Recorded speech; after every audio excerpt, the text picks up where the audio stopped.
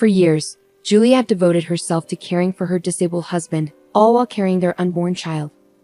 But suspicions gnawed at her, leading her to place a discreet camera in their home. What she uncovered shattered her world. Meanwhile, in the office, oblivious to the passing time, Julia was engrossed in her work. Sketches littered her desk as she diligently crafted designs, her mind consumed by the project. It was only when her boss, Mark, appeared with concern etched on his face that she snapped back to reality. "Julia, dear, it's time to take a break," Mark gently admonished. "You've been here far too long. Simon needs to be picked up from school." With a jolt, Julia realized the lateness of the hour. "Nearly 7 already? I must hurry," she exclaimed, hastily gathering her belongings. "And we must discuss the new children's book cover design later. Traditional meets contemporary, remember?" As Julia rushed to the bus stop, Mark marveled at her dedication and multitasking prowess. He admired her not just as a colleague but as a person, captivated by her resilience amidst life's challenges. Yet, as he gazed into her somber eyes, Julia's focus remained steadfastly on her family, leaving Mark to ponder in solitude. Rushing into the Karate Academy, Julia found Simon anxiously waiting in the changing room. He sighed with relief upon seeing her, expressing his worry. "Mom, I thought you forgot about me. Everyone else's parents have already picked them up."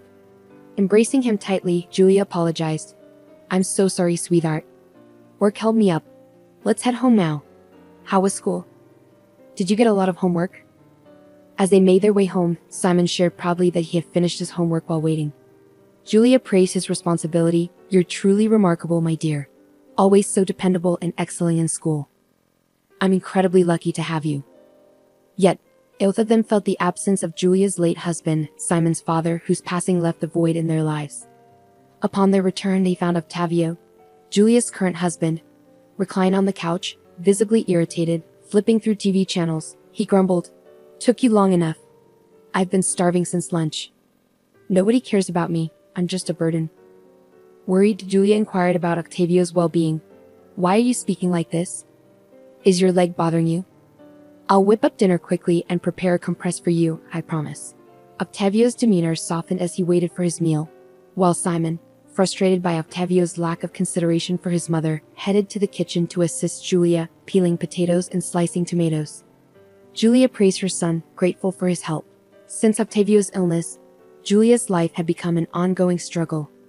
Balancing the care of her son, the demands of her job, and the needs of her sick husband left her with no time for herself, perpetually drained and exhausted. In the workplace, Julia commanded deep respect and admiration from her colleagues.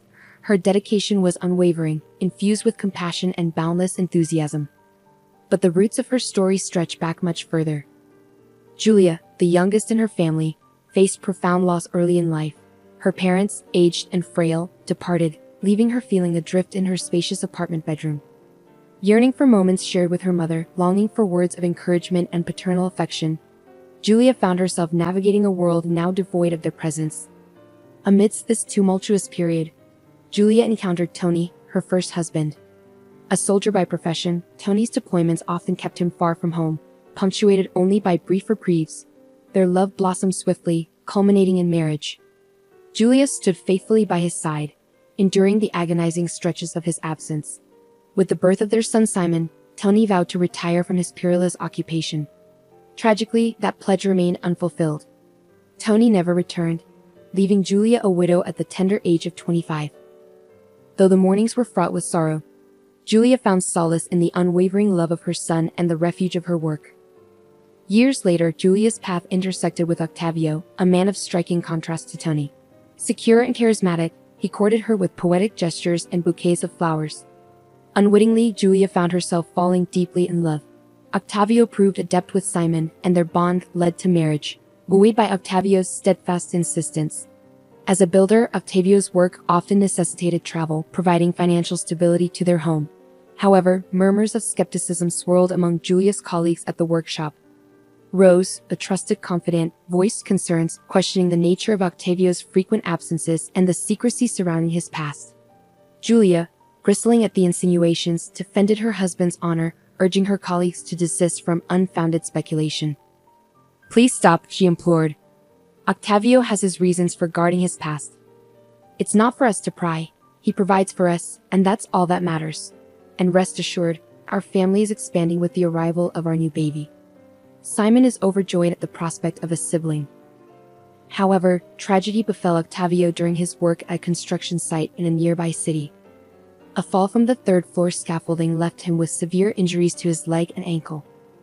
Despite returning home with a cast, his mobility remained compromised long after the accident. For a man accustomed to activity, this incident dealt a crushing blow, leaving him feeling incapacitated and detached from the world around him. Julia, empathetic and supportive, shouldered the burden of household duties, caring for Simon, and assuming sole financial responsibility as Octavio's ability to work waned. With Octavio confined to their home, unable to contribute economically, Julia found herself stretched thin, especially with the impending arrival of their new baby. Yet, resolute in her determination to remain strong for her children, she soldiered on. What troubled her most, however, was Octavio's demeanor. He appeared disengaged, showing little interest in Simon's academic progress or household matters. Julia couldn't help but feel frustrated that despite his injury, Octavio seemed unwilling to offer even a modicum of support. "Octavio, why do you remain so despondent?" Julia implored, attempting to buoy his spirits. "Perhaps a short walk on the balcony for some fresh air might lift your mood. I'll assist you. It could aid in your recovery. Don't succumb to despair like this. Can't you see how much I'm struggling? I'm in constant pain, and the painkillers hardly alleviate it. I feel utterly helpless." Octavio's response came laced with accusation. "You're selfish, Julia. You only consider your own needs. Pregnancy isn't an ailment. Why do you complain? I spend my days alone, waiting for your return, only to be met with blame when you're here." Julia's heart sank at the bitterness in his words, grappling with the weight of her responsibilities and the strain on their relationship. A few days later, Octavio stumbled upon an online healer named Camila, boasting quick and effective cures for muscular and bone ailments. Despite Julia's attempts to dissuade him, Octavio remained convinced of the treatment's efficacy. Regular visits from Camila ensued, with Octavio claiming a reduction in his pain. On an ordinary day, Julia returned home earlier than usual due to Simon's illness, finding unfamiliar female footwear in the hallway. Realization dawned swiftly. Camila was in their house. The closed kitchen door piqued Julia's curiosity, prompting her to eavesdrop on Octavio and the supposed healer's conversation. What she heard left her reeling. Octavio's discontent spilled forth as he lamented, "Camila, I can't go on like this. Pretending to be infirm is exhausting. My back aches from lying around all day, and I've even put on weight. When will we rid ourselves of Julia and her son? She's already growing tired of me, but I can't wait to claim this magnificent house as my own." Attempting to assuage Octavio's impatience, Camila cautioned, "Rushing this will only invite suspicion, especially now that Julia's pregnant. We must proceed carefully. You'll need to care for the unborn child to avoid arousing suspicion as a widower. Patience is key. We've narrowly escaped detection before. Obtaining reliable poison is imperative. Administer it gradually in their tea, ensuring their demise appears as severe poisoning. No traces must remain. In a month, they'll be gone, and you'll be free."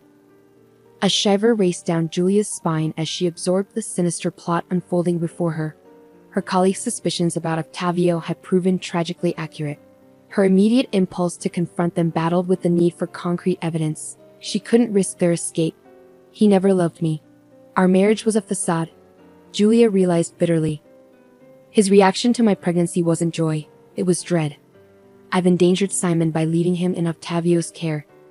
Desperation and determination warred within her as she silently retreated, bracing herself for the confrontation ahead. Gathering her resolve, Julia burst into the room with calculated force, masking her turmoil with practiced composure. "Hello, I'm back," she announced, steeling herself for the tumultuous ordeal ahead. As Julia stepped into the house, the kitchen door creaked open, revealing the healer. "Good afternoon, Julia. Our session just concluded. Your husband is showing signs of improvement. I'm doing everything in my power to aid his recovery," the healer announced. Julia, though shaken, maintained her facade of composure. "Thank you. I'll settle the payment in 2 days when I receive my salary. We'll settle the fees for both sessions," she replied calmly. With a nod, the healer departed, leaving Julia to confront her husband. Engaging in strained conversation with Octavio, Julia tended to his needs before checking on Simon, citing exhaustion and a throbbing headache. She was appalled by Octavio's deceit and the depths of his betrayal. The following day at work, Julia found herself consumed by distress, retreating to the privacy of the bathroom to weep. Lost in her turmoil, she was approached by Mark, whose concern was palpable. "Julia, forgive me if I'm prying, but something's clearly troubling you." "It pains me to see you like this," he remarked gently. Surprised by Mark's empathy, Julia divulged her harrowing ordeal. With a history of trust between them, she poured out her fears and uncertainties. "I feel trapped, Mark. It's like living with a traitor and a potential murderer. What should I do? How can I seek justice and safeguard Simon and myself?" she implored. Mark's response was resolute. "Julia, we must involve the authorities. I'll reach out to a reliable investigator I know. Share everything with him. He'll provide the assistance you need. Additionally, I have a plan. Discreetly tamper with Octavio's wheelchair, removing the screws, and leave a concealed recording device. If he's feigning his condition, he'll reveal it when the chair collapses. That'll be the evidence we require. I'll coordinate with the police for swift action. Remember, you're not alone in this." Empowered by Mark's support, Julia felt a surge of relief. With guidance from the investigator, her fear abated somewhat. She resolved to meticulously gather evidence against Octavio and the fraudulent healer, heeding the investigator's advice to exercise caution, preparing her own food and drink.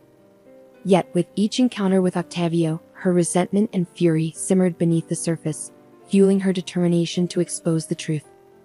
That night, Julia meticulously tampered with Octavio's wheelchair, carefully removing the screws and setting up her cell phone to record. As Octavio leaned on the chair, the wheels gave way, causing him to tumble. Swiftly rising to his feet, he attempted to maintain his ruse. Simon, drawn by the commotion, dashed into the room, jubilantly exclaiming, "Uncle Octavio, you're not sick anymore. You're cured. How amazing." Julia's applause was laced with sarcasm as she addressed Octavio. "Indeed, Simon, it appears the healer's sessions are yielding miraculous results. Just look at Octavio's sudden agility. How could you deceive us like this? Why pretend to be ill?" Octavio, caught off guard, feigned discomfort, attempting to salvage his facade. But Julia's patience had worn thin. "Enough of this farce, Octavio. Your deceit is laid bare. There was never any injury, it was all a fabrication." Before Octavio could concoct a response, the doorbell rang. Simon rushed to answer it, ushering in Mark accompanied by a police officer. Informed of the plan, Mark wasted no time in springing into action. Together, they swiftly immobilized Octavio, thwarting any chance of escape. The police officer wasted no time in issuing the stern declaration: "Octavio Martinez, you and your accomplice Lucia, also known as Camila, are under arrest for attempted murder against Julia and Simon. Further investigation has revealed similar schemes in multiple cities, exploiting vulnerable individuals for personal gain. Your malicious intent will not go unpunished." Octavio's protests fell on deaf ears as the investigator intervened, silencing him. "Your theatrics won't save you, Octavio. Julia has provided damning evidence of your fraudulent recovery, and your accomplice has already confessed. Your time for deception is over." Julia, still reeling from the shock, watched as Octavio was escorted away, her heart heavy with the weight of betrayal. As the chaos subsided, Simon approached Mark, displaying a maturity beyond his years, a silent testament to the resilience of youth. "Thank you for helping Mom. Uncle Octavio is bad. I don't like him. He doesn't love Mom or me." "He's not coming back," Simon stated solemnly. Mark replied with equal gravity, "No, Simon, he's not coming back. And I'll be around if you'll have me because your mother needs support now." Simon's innocent smile brightened the room. "Sure, come visit us more often. You're like a movie hero unmasking Uncle Octavio," he quipped. Recognizing the need for privacy, Mark suggested, "How about you watch a cartoon? I need to talk to your mother. It's adult stuff, probably boring for you." Understanding, Simon headed to his room as Mark turned his attention to Julia. He enveloped her in a comforting embrace, his voice gentle. "Don't torment yourself anymore, Julia. It's all over. Octavio and his accomplice will be in prison for a long time." Julia, almost in a daze, murmured, "Why do I have such bad luck? My first husband died. The second was a criminal, and now I'm pregnant with his child. Why can't I find a decent man? Is it me?" Mark's response was steady and reassuring. "Don't you see who's been by your side all these years? You're searching for happiness in distant places without realizing what you already have. I've always loved you unconditionally, Julia. I would never betray you. Look around. I don't want to pressure you, but know that I'm here." Touched by his sincerity, Julia finally allowed herself to trust. She embraced him gratefully. "Thank you for being here, Mark, for everything. I don't know if I can reciprocate your feelings, but I'm willing to get to know you better. And who knows what the future holds." Mark's response was filled with understanding. "Don't worry, I have great admiration for you, and above all, I want to be your friend, someone you can trust. If it doesn't work out romantically, that's okay. But at least let me be there for you. I don't want you to leave my side, Mark. I just need time to process all this. But I definitely want us to get to know each other better," Julia confessed. From that moment on, Julia's life began to take a turn for the better. Despite the challenges of pregnancy and lingering doubts, Mark remained a constant source of support. Their bond deepened, and eventually Julia realized that Mark was the loving and reliable partner she had been searching for. She divorced Octavio and married Mark, finding happiness in the warmth of his love. She had always harbored dreams of a loving family, even though she initially dismissed Mark as merely a man of charming words. However, time proved him to be a steadfast and affectionate partner, both to her and to Simon. Their workshop thrived, and Mark's business ventures occasionally took him away on trips to negotiate clothing sales in other cities. Julia still had a month left until her expected due date, but fate took an unexpected turn one night when her water broke prematurely, triggering early contractions. In a panic, she called for an ambulance, slipping into unconsciousness, barely managing to request her neighbor's assistance in caring for Simon. Rushed to the hospital, Julia's labor unfolded into a nightmarish ordeal, a relentless struggle between consciousness and oblivion. Among the massed medical personnel attending to her, Julia failed to recognize one nurse, Lucia, Octavio's accomplice, who had seized an opportunity for revenge against Julia for thwarting her plans with Octavio. Upon regaining consciousness, Julia's heart sank as she realized the absence of her newborn. Frantically, she demanded answers, her voice a desperate cry echoing through the sterile hospital room. "Where is my son? I need to see my baby. What happened?" Approaching her with a heavy heart, a doctor gently broke the devastating news. "I'm deeply sorry, Julia, but your son didn't survive. The umbilical cord was wrapped around his neck, and despite our best efforts, we couldn't save him. You're young, there will be other opportunities for you to have children." Overwhelmed by grief, Julia buried her face in her hands, her sobs echoing off the stark hospital walls. The doctors intervened, administering sedatives to ease her anguish, yet the pain of losing her child pierced her soul, leaving her shattered and bereft. Upon learning of the tragic loss, Mark hurried to the hospital to offer solace to Julia. She was consumed by inconsolable grief, murmuring through tears, "I would rather have perished than my son. I can't bear to live. Why did this happen to me?" Mark enveloped her in a tender embrace, his touch a feeble attempt to soothe her anguish. "Don't speak like that, Julia. You must stay strong, especially for Simon. He still needs you. Time will ease the pain. I'll be here every step of the way," he assured her gently. As they laid their baby to rest, Julia wept bitterly at the small graveside, grappling with the unbearable reality of their loss. Only Simon's unexpected fortitude and maturity offered her a glimmer of solace, allowing her to navigate the depths of her sorrow. Together, mother and son embarked on the arduous journey of healing. While the memory of their lost child continued to weigh heavily on Julia's heart, 7 years later, their atelier had blossomed into one of the city's most prestigious and sought-after establishments, drawing clientele from far and wide. Working in seamless harmony, Julia and Mark shared an unspoken understanding, their partnership flourishing amidst the creative whirl of their shared passion. Mark and Simon, now a poised 13-year-old, had forged a bond akin to that of father and son. Simon excelled both on the soccer field and in his studies, a testament to his dedication and zest for life. One day, Julia found herself needing to take the subway for an urgent business meeting as their car was undergoing repairs. Along the way, her path intersected with that of a 7-year-old boy, his small frame supported by crutches, his appearance downtrodden and unkempt. Her heart constricted at the sight of him. Moved by compassion, she purchased pastries and hot tea, approaching the boy with a gentle offer. He devoured the food ravenously, nearly choking in his haste. Julia then delicately inquired, "Hello there, little one. What's your name? Why are you here on the streets? What happened to you?" The boy, once he finished eating, responded with a blend of timidity and resilience, "I'm John. I tried to ride a bicycle too big for me, and I ended up falling and injuring my leg. Since then, I had to rely on these crutches to get around." Concern etched across her features. Julia probed further. "That sounds serious, John. Haven't your parents taken you to see a doctor? You're so young. Surely there's treatment available." John let out a heavy sigh, his voice tinged with resignation. "My mother is always drunk, and I don't even know who my father is. She neglects me, never bothering to seek medical help. She insists it's better for me to beg for money." A wave of sadness and empathy washed over Julia as she wrapped the boy in a comforting embrace, pledging, "Fear not, John. My husband, Mark, and I will find a way to assist you. We'll explore avenues for your treatment." The boy regarded her with a mix of hope and skepticism. "I doubt it will make a difference. My mother prefers me to beg. She doesn't want me to get better," he lamented. Driven by an overwhelming urge to intervene, Julia vowed to John that she would spare no effort in improving his circumstances. Galvanized by her determination and the boy's longing for a brighter future, she offered reassurance. "Let's explore our options, John. Hold on to hope. We'll advocate for you. No child should endure suffering due to their parents' neglect." She swiftly dialed Mark, her voice choked with emotion, and relayed the distressing situation.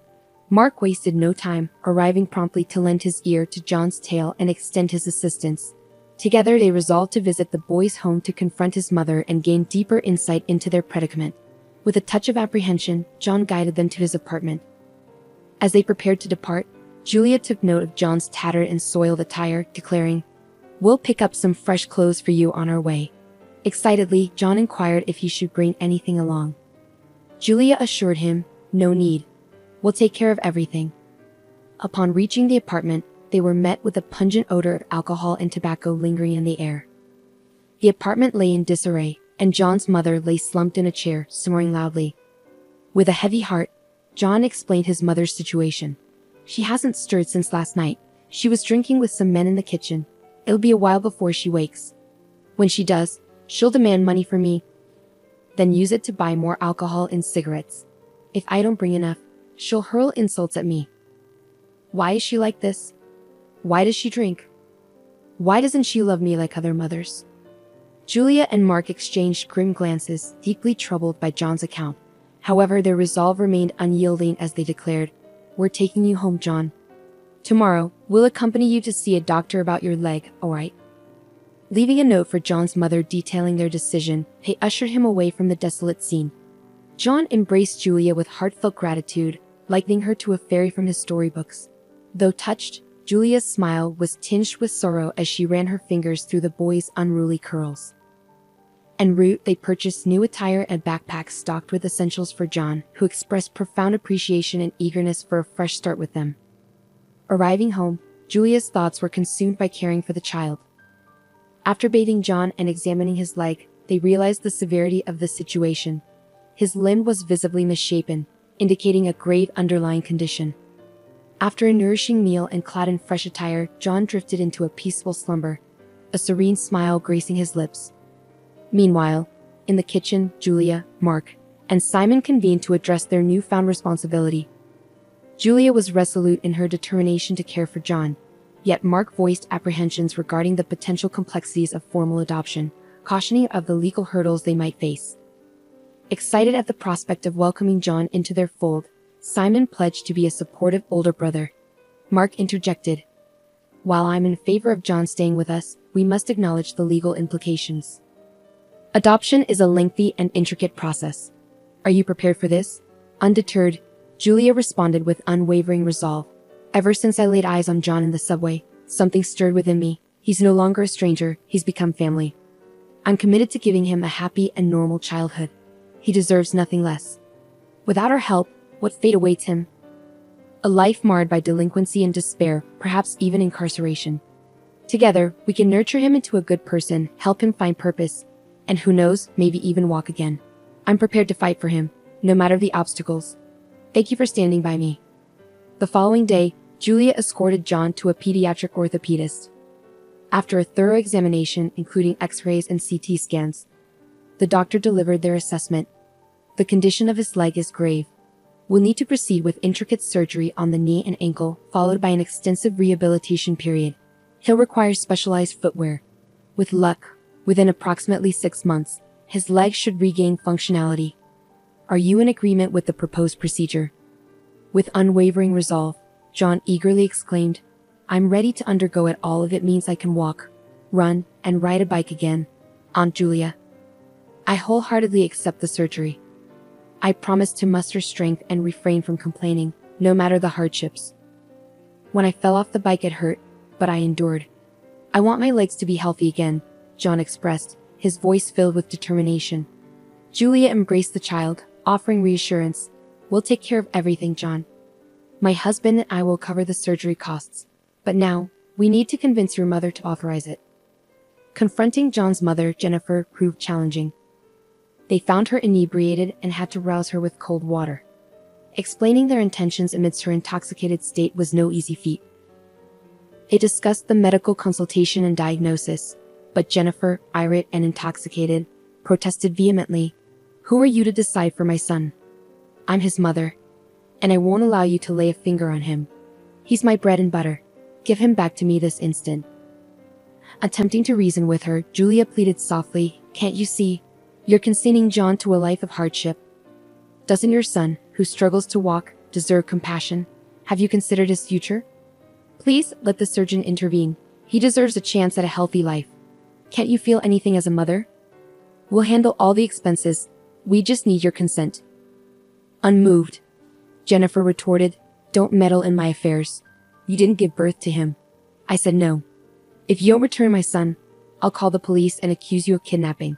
Fed up, Mark slammed his hand on the table, his frustration evident. Go ahead, call the police. We'll show them the conditions you're subjecting your son to. John will be placed in a shelter and you'll forfeit your parental rights. Sign the consent now. Consider this a wake-up call. Your priority seems to be alcohol. With a pointed gesture, he presented bottles of alcohol alongside some food, silently challenging the negligent mother to reconsider her stance. Jennifer quickly assessed the situation, signing the papers without hesitation, but not without lamenting. Why are you doing this to me? I love my son. We're just going through hard times. I can't find a job. So I drink sometimes to numb the problems. Mark, silently reflecting, thought to himself, children shouldn't have to endure the consequences of their parents' vices. It's unfair. Outside, Julia and Mark breathed a sigh of relief, grateful to have extricated themselves from that tense situation. Almost simultaneously, they voiced their concern. We can't allow John to return to such a toxic environment. It's no place for a child. How he managed to survive there for so long is beyond me. With determination, Julia organized everything for John's surgery, ensuring all necessary tests were conducted. When the doctor requested blood donations from the family, an unexpected discovery surfaced. Julia and John shared the same rare blood type. Perplexed, the doctor inquired, Are you two related? Julia, denying any familial connection, explained John's situation.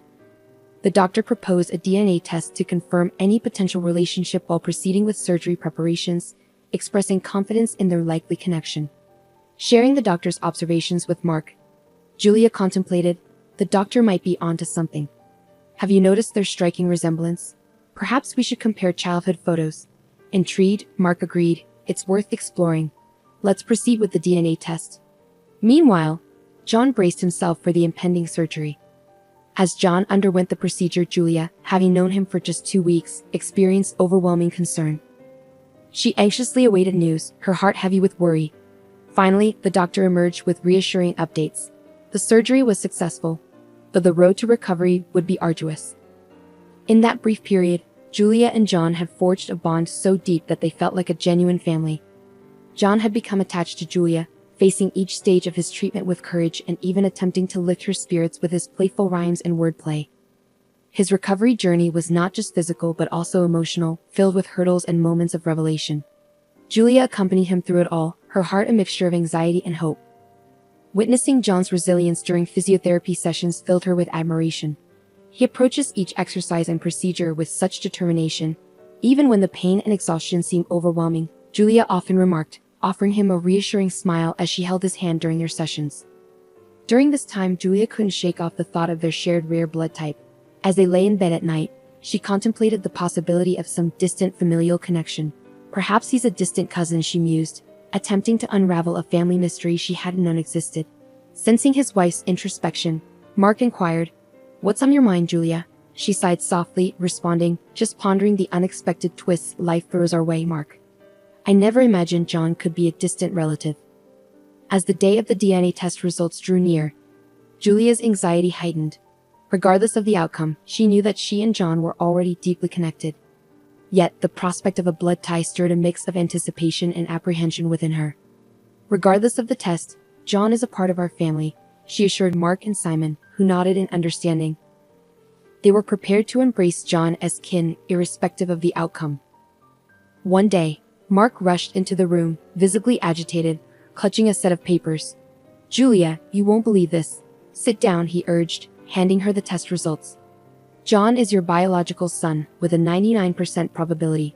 Stunned, Julia struggled to comprehend. "But the baby who died at the maternity wasn't my son. My child has been alive all this time, and who was I married to then? How could this have happened?" Overhearing the conversation, John was bewildered by the revelations. "So, you're my real mother?" he asked incredulously. "This is unbelievable. And Jennifer, the woman I thought was my mother, isn't actually my mom." Julia held John tightly, tears streaming down her cheeks. "It seems you are indeed my real son, my dear. I'm overjoyed to have found you alive. They told me you had passed away. Please forgive me, I didn't know. We'll uncover the truth about what happened. I promise I'll never leave you again, my little ray of sunshine." In the subsequent legal proceedings, Julia was officially recognized as John's biological mother, and Jennifer, the neglectful mother, lost her parental rights. When Jennifer realized she would lose her benefits, she suddenly remembered John, begging for him to return, feigning love and longing. However, John remembered the mistreatment and neglect vividly. He was grateful for the love of his new parents, Juliet and Mark, and was determined to bring happiness to their lives. After an extensive investigation, detectives unraveled the mystery behind the disappearance of Julia's son. They discovered that Lucia, in a cruel and desperate act, had swapped Julia's newborn with Jennifer's deceased baby at the hospital. Both women had given birth on the same day, facilitating the malicious exchange. Shocked by this revelation, Julia demanded answers. "How is this possible? Why is Lucia not in prison? She should be held accountable, along with Octavio. I need to confront her, look her in the eyes, and ask why she ruined my life and my son's." The detective, with a grave expression, informed her, "Life has its own way of meting out justice. Lucia is now confined to an asylum, battling a terminal illness. She spends her days alone, without visitors, enduring immense suffering. And to complete the picture, Octavio succumbed to tuberculosis in prison." These words made Julia realize that, in some way, Lucia was already facing the consequences of her actions, isolated and forgotten in her final days. Upon arriving home, Julia was greeted by a heartwarming scene. Simon and John were engrossed in a playful game, while the savory aroma of Mark's tortilla filled the air. Their faces lit up at the sight of her. "Mom, you're back. We missed you. Is everything okay?" "You look a bit worried," John remarked, perceptive to Julia's expression. Seated at the table with her beloved family, Julia opened up about her emotions. "Today, I'm reminded of how incredibly blessed I am. I have 2 amazing sons, a husband who's my rock, and a fulfilling job. I truly feel fortunate." As Mark served dinner, he chimed in, "I'm glad you recognize our blessings. Remember, we're always here for you." The dinner conversation was animated, filled with laughter and dreams for the future. John, now fully integrated into the family, shared in the joy. In their home, where love prevailed, everything felt harmonious. Together, they had weathered storms and overcome obstacles. Now, with the shadows of the past behind them, they looked forward to a future brimming with happiness and unity. Their life, rich with love and companionship, marched onward, leaving darkness behind and paving the way for days of joy and fulfillment. If you enjoyed this story, we'd appreciate a like and a subscribe to our channel. Your support enables us to continue sharing incredible stories almost daily. Don't miss out on the next captivating tale coming your way. Thank you for being a part of our journey. Until next time.